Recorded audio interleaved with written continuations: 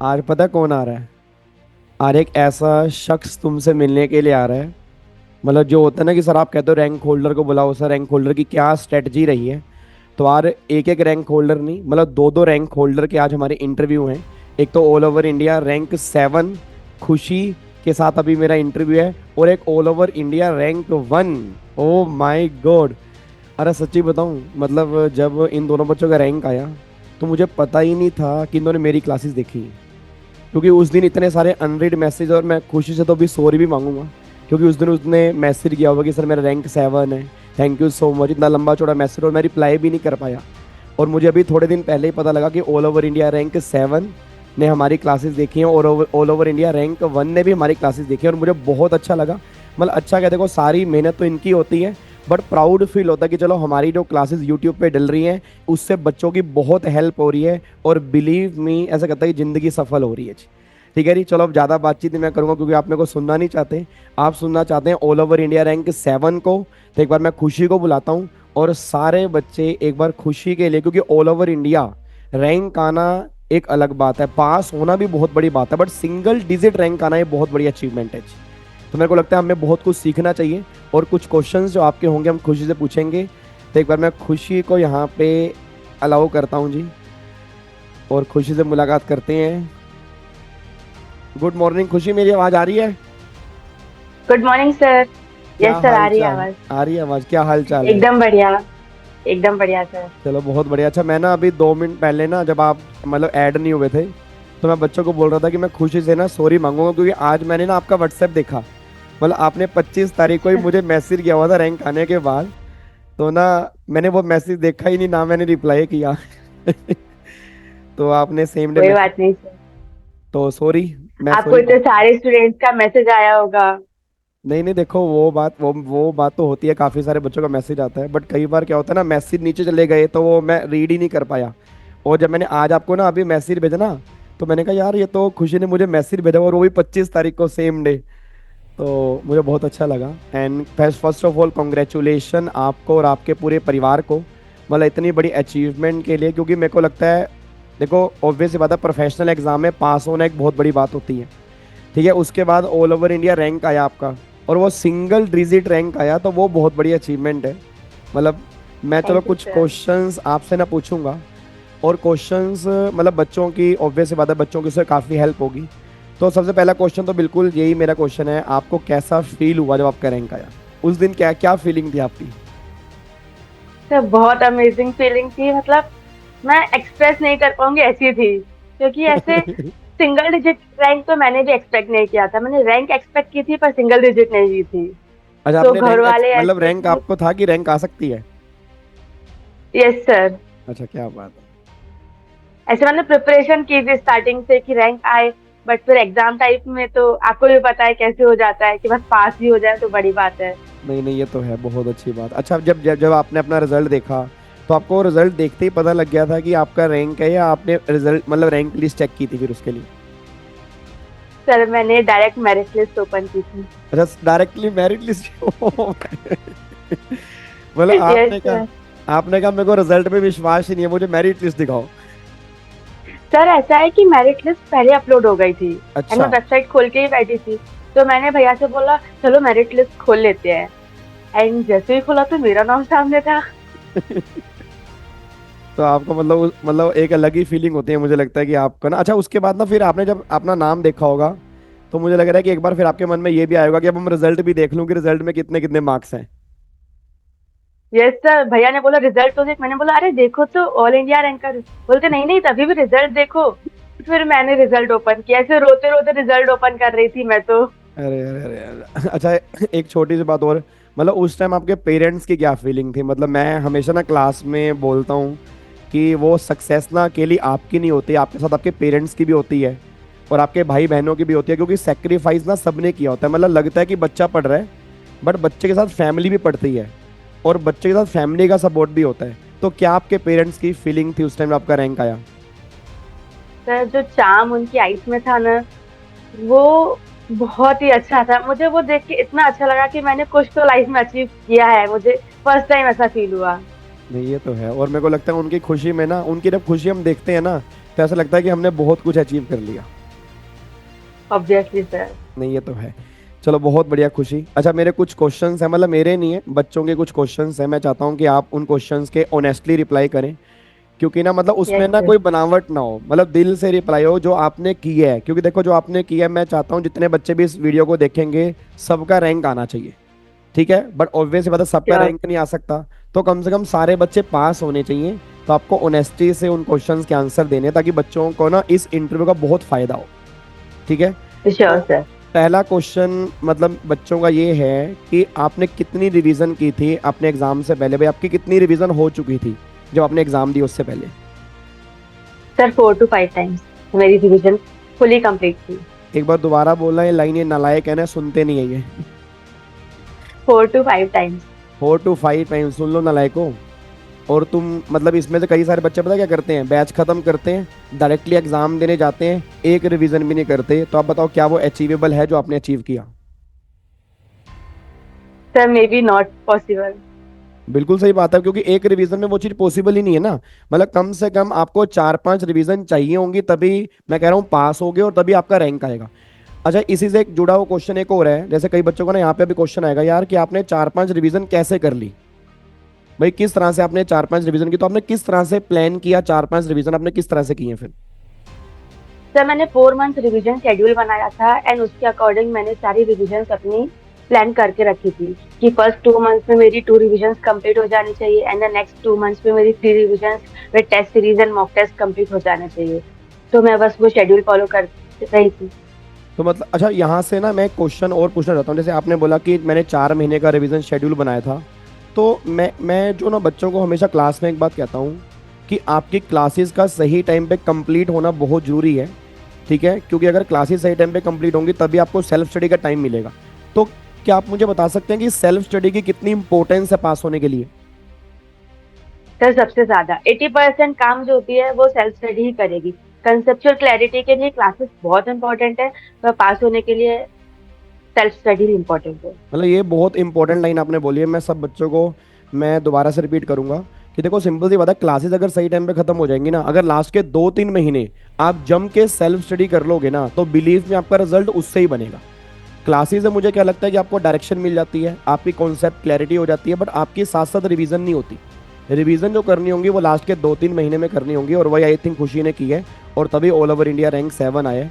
तो खुशी मेरा नेक्स्ट क्वेश्चन आपसे ये है कि जैसे लास्ट के 4 महीने आपने बोला कि आपने रिवीजन शेड्यूल बनाया था, तो उसमें आपने सोशल मीडिया कितना फॉलो किया, क्योंकि आजकल बच्चे बहुत एडिक्टेड हो गए हैं। तो क्या रोल आपका सोशल मीडिया का था, आप कितना टाइम सोशल मीडिया पे देते थे और क्या चीज़ उसमें देखते थे। सर मैंने यूट्यूब एंड इंस्टाग्राम दोनों बंद कर दिया था अपने मोबाइल में। अच्छा एंड मतलब यूट्यूब मेरी पे जब रिवीजन क्लास लेक्चर्स भी नहीं देखी देखने होते आपने। थे, नहीं नहीं, यूट्यूब पे लेक्चर्स देखने होते थे वो मैं लैपटॉप पे देखती थी एंड लैपटॉप पे कोई डिस्ट्रैक्शन नहीं होता है, क्योंकि बिल्कुल उस पे सही मेरा बात है। कोई भी सोशल मीडिया आज तक ओपन नहीं हुआ है। बिल्कुल सही, अच्छा एंड मतलब बाकी मैं फोन ही बहुत कम यूज करती थी, मैं लाइब्रेरी जाती थी तो फोन घर रख के जाती थी, तो इतना ज्यादा डिस्ट्रैक्शन फील ही नहीं हुआ। लाइक लास्ट के 2 महीने मैं और मेरी फोन एक दूसरे से कम ही मिल पाते थे।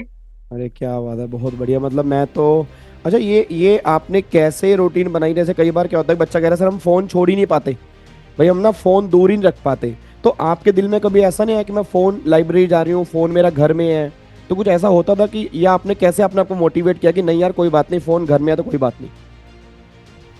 सर जब से क्लासेस कर रही हूँ तब से मेरे को हैबिट बन चुकी थी कि क्लासेस के बीच में फोन उठाना ही नहीं है, जैसे ऑनलाइन क्लासेस होती थी। सो धीरे धीरे हैबिट बिल्ड होती गई एंड फिर फोन दूर रखना इतना ऐसे टफ नहीं लगा मेरे को। तो मेरे को लग रहा है आपने जो क्लासेस देखी आई थिंक वो लैपटॉप में देखी होंगी।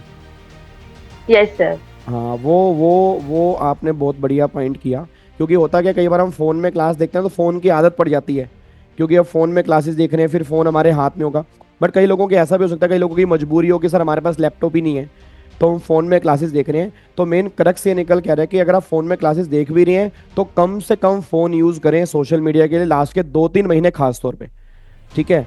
और कुछ एक यस। बात और बताओ कि जैसे आपने लास्ट के 4 महीने आपने रिवीजन की, तो बहुत सारे बच्चों का नहीं होता है कि क्या हमें टेस्ट सीरीज मतलब क्या इम्पोर्टेंट रोल अदा करती है पास होने के लिए, या लास्ट के 4 महीने में हमारी क्या स्ट्रेटजी रहनी चाहिए जिससे हम एग्जाम क्लियर कर सकें। जैसे मान लो अभी 25 तारीख को रिजल्ट आ गया, ठीक है, अब सितंबर, अक्टूबर, नवंबर, ठीक है, अगर आप मानोगे दिसंबर, अप्रोक्सीमेट 3.5 महीने बचे हैं। तो आप कुछ बच्चों को गाइड कर पाओगे कि लास्ट के 3.5 महीने के अंदर अब बच्चा क्या करे, किस तरह से रिवीजन करे? सर फर्स्ट ऑफ ऑल तो टेस्ट सीरीज बहुत इंपॉर्टेंट रोल प्ले करती है, मतलब मेरी लाइफ में तो किया है।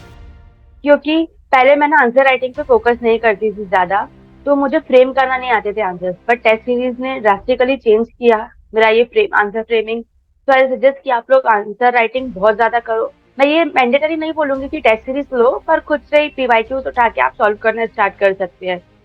एंड उसके अलावा आप जितना ज्यादा से ज्यादा टाइम रिवीजन को दे सकते हैं दीजिए। अगर आपकी क्लासेस बाकी है तो ऐसे कीजिए 50-50 दोनों रखिए, क्योंकि सिर्फ क्लासेस लेके चलेंगे तो लास्ट में आपका रिवीजन उतना पॉसिबल नहीं हो पाएगा। बिल्कुल। क्योंकि बाद में वो पीयर प्रेशर बिल्ड हो जाता है कि हमारा तो कुछ हुआ ही नहीं है, हम कैसे करेंगे। तो इट्स बेटर कि आप रिवीजन अभी से स्टार्ट कर दीजिए। चलो बहुत बढ़िया, मतलब ये आपने बहुत अच्छी बात बोली है कि हो सके तो अगर क्लासेस चल रही हैं तो साथ साथ रिवीजन, और 50% क्लासेस पे टाइम लगाओ और 50% रिवीजन पे टाइम लगाओ। और हो सके तो टेस्ट सीरीज अगर ज्वाइन कर सकते हो तो वेल एंड गुड है, नहीं तो मतलब कम से कम दिन का 1 घंटा आपको राइटिंग प्रैक्टिस बहुत जरूरी है, क्योंकि उसके बिना आप एग्जाम सोल्व नहीं कर पाओगे। चलो खुशी, अब यस सर, हाथ ही नहीं चलते हैं। है हाथ ही नहीं चलते अगर आंसर राइटिंग पहले नहीं, से नहीं बिल्कुल सही करो बात है। तो। मतलब कई बार बच्चे कहते हैं ना कि पेपर ही सर हमारा 60 नंबर का हुआ या 70 मार्क्स का हुआ, तो आई थिंक वो रीजन ये है कि वो घर से राइटिंग प्रैक्टिस नहीं करके गए। यस सर, मैंने एक जगह सुना था कि अगर आप 80% अटेंड करके आ रहे हो, मतलब आप 20% फेल होने के चांसेस टीचर्स को देख के आ रहे हो। बिल्कुल सही बात है। तो वो चीज मेरे माइंड में स्टिक कर गई थी, एंड मैंने सारे थ्योरी पेपर्स 100% अटेम्प्ट करके आई हूँ। क्या बात है, वो तभी तभी तभी देखो वही बात है ना कि वो जीतने वाले कुछ अलग काम नहीं करते, हर काम को अलग ढंग से करते हैं। मतलब वही बात है, देखो यस एक्चुअल सर, में क्या है, थोड़ा परफेक्शन। देखो वही छोटी छोटी चीजें तो रैंक लेके आती है ना। अब सिंपल सी बात है, आप सब लोगों से आगे कैसे निकले कि इन्होंने किया, मान लो काफी बच्चों ने किया 70 का, आपने किया 100 का, तो आपके पास वो 30 नंबर का कहीं ना कहीं मार्जिन था कि 30 में से कम वो 10 तो देगा। ठीक है, और यस सर, जिसने वो 30 का छोड़ ही दिया उसको 30 में से 0 ही मिलने हैं। बिल्कुल। तो ये बहुत बड़ी बात आपने बोली है कि पेपर कोशिश करो यस कि सर। पूरा अटेम्प्ट करो। चलो, तो मतलब लास्ट में डिस्कस करे थे कि कोशिश हमें ये करनी चाहिए कि हमारा पेपर पूरा 100 नंबर का अटेम्प्ट हो सके, मतलब जितना, और वो मेरे ख्याल से तभी हो पाएगा कि अगर हम घर से प्रैक्टिस करके काफी गए होंगे। Yes sir. चलो बहुत बढ़िया। तो खुशी, मेरा एक क्वेश्चन अब ये है कि बच्चों को ना थोड़ा सा डाउट रहता है कि कंपनी लॉ का पेपर या मान लो सिक्योरिटी लॉ है या ईबीसीएल है, तो उस पेपर को हमें अटेम्प्ट कैसे करना चाहिए? क्या केस लॉ का नाम लिखना जरूरी है या नहीं है, या अंडरलाइन करना जरूरी है या नहीं है, या हर सेक्शन नंबर हमें याद होना चाहिए नहीं होना चाहिए, या बेयर लॉ की लैंग्वेज वहाँ पे लिखनी जरूरी है नहीं जरूरी है? तो ये कुछ क्वेश्चंस हैं बच्चों के, तो प्लीज़ आप बताएंगे आपने क्या किया था। सर मुझसे ना सिक्योरिटीज लॉ के रेगुलेशन नहीं याद होते थे, तो मैंने वो ट्राई नहीं किया। To be very very honest, मैंने सिर्फ एलओडीआर के थोड़े रेगुलेशन याद किए थे, उसके अलावा उसमें इतने सारे थे तो मैंने वो छोड़ दिए थे। मैंने कंसेप्ट सारे अच्छे से करके गई थी। लैंग्वेज मुझे आने लगी थी क्योंकि मैंने पूरा एसएलसीएम अपनी मॉड्यूल से पढ़ा है। अच्छा। एंड ईबीसीएल का भी मुझे लैंग्वेज आती थी, सो मुझे उसमें भी ज्यादा इशू नहीं गया। वैसे ईबीसीएल इतना वास्ट है कि आप नहीं याद कर सकते हो सेक्शन। अगर एक्स्ट्रा ऑर्डिनरी चाहिए है तो बहुत अच्छी बात है, वरना मेरे जैसे हैं तो आई सजेस्ट कि ट्राई करो कि आप जब जब पढ़ो तो उनको रिसाइट करते चलो। एट द एंड याद ना आए तो छोड़ देना। एंड बिल्कुल फॉर सही। कंपनी लॉ, जिसमें सबसे ज्यादा डर लगता है, तो कंपनी लॉ में मैंने लास्ट के कुछ दिन में लिस्ट बना ली थी सेक्शंस की, एंड मैं उसे लर्न करती थी। डेली 10 to 15 मिनट्स उस लिस्ट को पढ़ लिया, तो बहुत सारे सेक्शंस बोलते हैं ना माइंड में बैठ जाते हैं। बिल्कुल तो सही ऐसे बात। बैठ गए थे। मैं ये नहीं बोलूंगी कि मुझे याद हो गए थे, बट हाँ ऐसे क्वेश्चन देख के मुझे समझ आ जाता था कि ये कौन सी सेक्शन का है। तो मैं ऐसे 8 to 10 क्वेश्चन में सेक्शन लिख के आई थी, बाकी मैं नहीं लिख के आई थी। As per the relevant law लिख दिया था मैंने। और आप मतलब बेयर लॉ की लैंग्वेज मतलब लिखनी जरूरी है पेपर में? मतलब ये मतलब जो हमारा बेयर लॉ में हमने पढ़ा, क्या वो लैंग्वेज लिखनी जरूरी है, या अपनी लैंग्वेज को भी हम यूज कर सकते हैं? सर जो लीगल कीवर्ड्स होते हैं वो यूज करें तो ज्यादा बेटर रहेगा, क्योंकि आंसर फ्रेमिंग उसी से अच्छी होती है। वरना बिल्कुल। हमारी इंग्लिश तो आपको पता ही है कैसी होती है। नहीं, ये बात तो है तो आप वैसे। देयर लॉ थोड़ा यूज करें प्रोविजन के लिए, एंड जो main fact of the case and other things है वो आप अपनी लैंग्वेज में लिखिए। चलो बहुत बढ़िया, मतलब आई थिंक सब सब बच्चों को आंसर मिल गया होगा कि ऐसा नहीं है कि सारे सेक्शंस याद करने जरूरी हैं। कुछ इंपॉर्टेंट सेक्शंस की आप लिस्ट बना सकते हो, कीवर्ड्स को आप अंडरलाइन करके आओ, जो लीगल टर्म्स है उसको आपको yes sir. As it is लिखोगे तो अच्छे नंबर मिलेंगे, और बाकी अपनी लैंग्वेज में भी लिख सकते हो, जो प्रोविज़न के मेन कीवर्ड्स नहीं है तो भी काम चल जाएगा। तो खुशी, अब मैं थोड़ी सी अपने अपने लिए पूछूंगा कि आपने यूट्यूब पे हमारी क्लासेस देखी, मेरी क्लास देखी, तो पहले तो उसके लिए मतलब मैं अपने आप को कहते हैं ना किस्मत वाला मानता हूँ कि आपने मेरी क्लास देखी और आपका रैंक आ गया। तो ये इसके अंदर मेरा कोई क्रेडिट नहीं है, बट मैं वैसे कह रहा हूँ कि आपको क्या हेल्प मिलती है उन क्लासेस से, जो हम यूट्यूब पे मान लो रिवीजन क्लास ले रहे हैं, आपको क्या उससे हेल्प मिली, मतलब क्या फ़ायदा हुआ? Sir sir it's a blessing. Sir अगर वो क्लासेस नहीं होती ना तो शायद मुझे वो कॉन्फिडेंस आता ही नहीं कि मैं एग्जाम्स लिख भी पाऊंगी। स्पेशली ऐसे कि सीएमए, एफएसएम एंड टेक्स के लिए जो प्रैक्टिकल सब्जेक्ट्स थे, उसमें मेरे फेवरेट सब्जेक्ट्स बन चुके थे आपसे और अरविंद सर से पढ़ के। मुझे अरे बहुत क्या, अच्छा लगा था। क्या बात है, बहुत बढ़िया। मतलब इतनी अच्छे से कंसेप्चुअल क्लैरिटी होती है, लगता ही नहीं है कि हम रिवीजन कर रहे हैं, एंड ऊपर से आप लोग इतनी ज्यादा क्वेश्चन प्रैक्टिस करा देते हैं। मैंने ये तीनों सब्जेक्ट बहुत अच्छे से यूट्यूब से ही कंप्लीट किए थे एट द एंड रिविजन के लिए। चलो बहुत बढ़िया, तो मतलब जो हम रिवीजन क्लासेस ले रहे हैं उससे हेल्प हो रही है बच्चों की।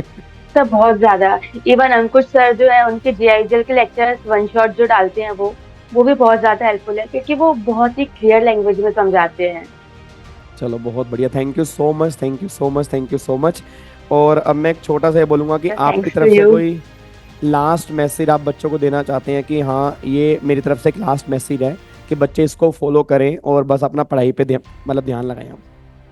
सर मैं यही बोलूंगी कि आप कंसिस्टेंसी से पढ़ो एंड सेल्फ डाउट मत करो, क्योंकि इससे आप फोकस लूज करते हो एंड आप नहीं पढ़ सकते हो। सो थोड़ा सा भगवान में ध्यान लगाओ, थोड़ी स्पिरिचुअल प्रैक्टिसेस आप जरूर कीजिए, एंड अपना पढ़ाई में ध्यान दीजिए, क्योंकि श्री कृष्ण भी यही कहते हैं कि कर्म करो एंड फल की चिंता आप मत कीजिए। वो स्वयं देंगे, जैसे उन्होंने मुझे दिया वो आपको भी जरूर देंगे। नहीं, ये तो तो है, बस देखो ये यही आपने लास्ट बोलूंगी। में ना बहुत अच्छी लाइन बोली है कि वो भगवान श्री कृष्ण भी कहते हैं। अच्छा, मेरे को ना आपकी लाइन से एक बात ध्यान आ गई, जो इस बार वो आई थिंक मनु हमारे जो इंडिया की तरफ से गई, उन्होंने ब्रॉन्ज मेडल जीता। तो उनका यस ना सर। उनका जब इंटरव्यू आया तो उन्होंने भी सेम बात रिपीट की। उन्होंने कहा जी मैं गीता बहुत पढ़ती हूँ और मैंने गीता काफी पढ़ी है, तो उसमें भगवान ने एक बात बोली है कि कर्म कर तो फल की इच्छा मत कर। ठीक है। Yes sir. और वो एब्सोल्युटली। बात बिल्कुल सही भी है, क्योंकि देखो हम सिर्फ क्या कर सकते हैं, हम सिर्फ पढ़ सकते हैं। ठीक है ना, उसके अलावा हम रिजल्ट तो देखो, रिजल्ट तो क्या है, मतलब जैसे कल ना एक बच्चे का मेरे पास कॉल आया कि सर मेरे को ना रैंक लेने के लिए पढ़ना है। मैंने कहा देख, रैंक जो है ना, रैंक बाय प्रोडक्ट है, मतलब वो डिपेंड करता है कि तुम्हारा इनपुट और तुम्हारा प्रोसेस क्या है, तो आउटपुट तो अपने आप आ जाएगा। भाई सिंपल सी बात है, अगर मान लो मैं कंसिस्टेंसी पढ़ रहा हूँ, सेक्रीफाइस कर रहा हूँ, बहुत शिद्दत से पढ़ रहा हूँ, राइटिंग प्रैक्टिस भी कर रहा हूँ, टेस्ट भी दे रहा हूँ, तो ऑटोमेटिकली वो रैंक में कन्वर्ट होगा ही होगा। तो ये तो बिल्कुल सही बात बोली है कि आप अपने कर्म करो और फल की इच्छा मत करो और लग जाओ। देखो दिसंबर में टाइम बहुत कम बचा है, और मैं दोबारा कह रहा हूँ 3.5 महीने अगर अच्छे ढंग से रिवीजन कर लोगे तो खुशी की जगह अगली बार आप भी हो सकते हो और उससे ऊपर भी हो सकते हो। ऐसा नहीं है कि खुशी मतलब अगर ऑल ओवर इंडिया रैंक 7 है तो आप 7 से कम, आप में भी आपका ऑल ओवर इंडिया रैंक 2 भी हो सकता है, 3 भी हो सकता है। तो ऐसा कोई जरूरी नहीं है, मेन अगर आप फोकस से पढ़ाई करोगे तो ऑल ओवर इंडिया रैंक भी आएगा, आपके पेरेंट्स के ड्रीम भी पूरे होंगे, आप पास भी हो जाओगे अच्छे नंबर से। एंड खुशी, थैंक यू सो मच, आपने बच्चों को गाइड किया। और कोई बात अगर आप कुछ बोलना थैंक यू चाहते सर, हो? आपने अपॉर्चुनिटी दी। अरे थैंक यू सो मच, कुछ सर और बात? मैं इस इंटरव्यू को एक भगवत गीता के वर्ड से एंड करूंगी, जो मैं लास्ट के 3 मंथ्स डेली रिसाइट करती थी एंड पोस्टर लगा हुआ था मेरा। क्या बात? सर, कर्मण्यवाधिकारस्ते मा फलेषु कदाचन मा कर्म फला हेतुर्भु मा ते संगोस्त अकर्माणि। सर इसने मुझे सबसे ज्यादा स्ट्रेंथ दी है। ये वर्ड सिखाता है कि जो भी आप एक्शंस करोगे उसके पीछे अटैच नहीं होना है, और बिल्कुल। डिटैच भी नहीं होना है कि फ्रूट्स नहीं मिलेंगे। फ्रूट्स आपको श्री कृष्ण स्वयं देंगे, क्योंकि ये उन्होंने खुद ही कहा है। तो आप भगवान की बात तो मान ही सकते हो। तो प्लीज बिल्कुल। फोकस करिए कि आप अच्छे से पढ़ें और बहुत अच्छा रिजल्ट आएगा आपका। चलो बहुत बढ़िया, all the very very best आप सभी को। और अब लग जाओ, जैसा खुशी ने बोला है वैसा वैसा करना है। ठीक है, और अपना डेडिकेशन पूरी लगानी है, आपके भी दिसंबर में एग्ज़ाम जरूर निकलेंगे और मैं भी पूरी जान लगा दूंगा 3 महीने यूट्यूब के ऊपर, आपको कोई दिक्कत नहीं होगी। मतलब जैसे खुशी को थोड़ी सी मतलब थोड़ी सी हेल्प हुई हमारी वीडियो से, मैं उम्मीद करता हूँ कि हर एक बच्चे को हो, और हर एक बच्चे के पेरेंट्स के चेहरे पे सेम खुशी हो जो खुशी के पेरेंट्स के चेहरे पे हुई है। Thank you so much yes Khushi, sir. Thank you so much. God bless you, और थैंक यू सर। हमेशा all the very very best. मैं कहता हूँ अब तुमने एग्जीक्यूटिव में रैंक 7 लिया है ना, तो प्रोफेशनल में वो 7 का आगे वाला कट जाना चाहिए, 1 1 आना चाहिए, देखो। श्योर सर, मैं पूरा कोशिश करूंगी। चलो बहुत बढ़िया। और कोई हेल्प अगर प्रोफेशनल में मेरी कभी चाहिए हो तो मैं हमेशा अवेलेबल हूँ, आप कभी भी कॉल करें, मुझे कोई दिक्कत नहीं है। Yes sir, thank you. Thank you so much, thank you जी, गॉड ब्लेस यू, जय हिंद, thank you so much, love you, thank you. Thank you sir, thank you.